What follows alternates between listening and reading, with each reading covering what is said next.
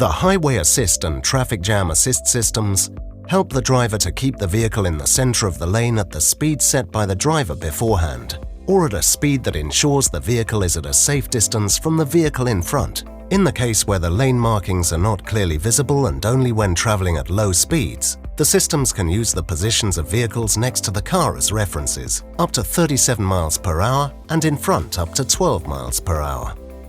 The difference between the two systems are the operating conditions.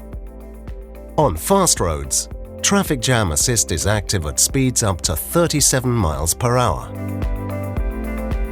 On motorways, highway assist is active at speeds up to 90 miles per hour.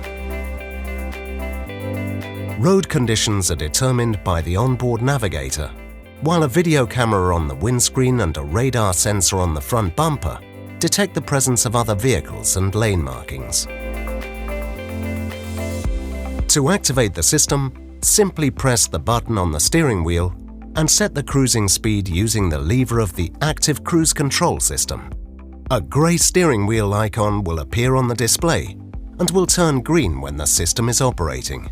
From that moment, the car will continue at the selected speed while remaining in the center of the lane.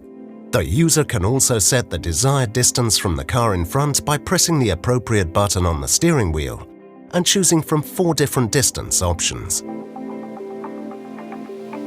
If the vehicle approaches a lane marking without the driver having used the indicator, the system alerts the driver to the risk by means of visual or acoustic signals or a slight vibration on the steering wheel. The system also invites the driver to correct the vehicle's trajectory by applying a slight tug on the steering wheel.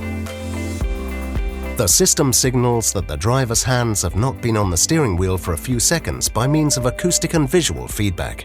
After a certain amount of time, the system will be disabled if the driver's hands are not returned to the steering wheel.